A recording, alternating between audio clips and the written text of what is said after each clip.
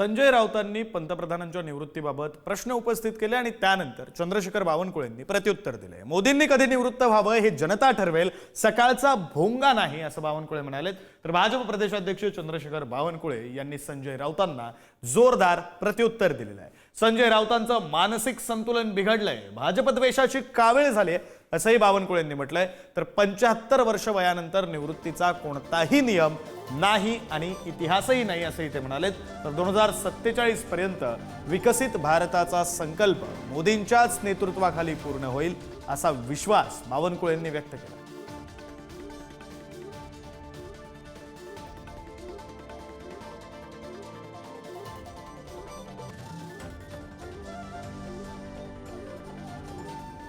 तर बावनकुळेंनी x post करत ही प्रतिक्रिया दिलेली आहे। त्यांनी एक्स पोस्ट मध्ये नेमकं काय म्हटलेलं आहे आपण पाहूया।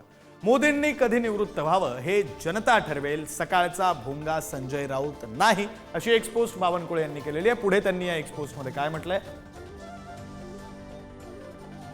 संजय राऊतांचं मानसिक संतुलन बिघडलंय, त्यांना भाजप द्वेषाची कावीळ झाली आहे असं सुद्धा चंद्रशेखर बावनकुळे यांनी म्हटलेलं आहे।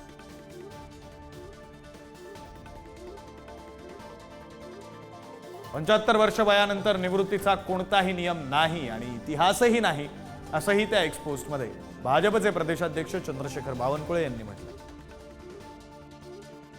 2047 पर्यंत विकसित भारताचा संकल्प मोदींच्याच नेतृत्वाखाली पूर्ण होईल असा विश्वास त्यांनी व्यक्त केला।